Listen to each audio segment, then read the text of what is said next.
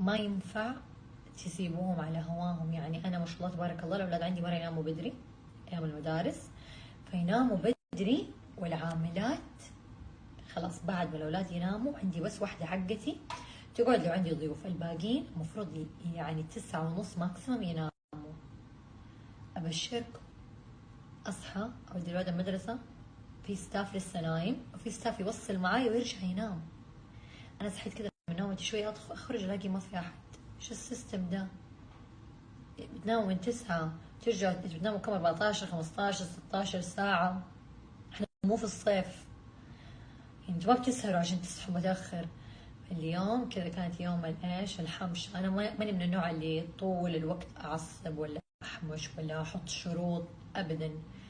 مرة ودائما اقول لهم احب يكون عندكم ذوق وما تحوجوني انه اسمعكم كلمة. الشيء اللي اقول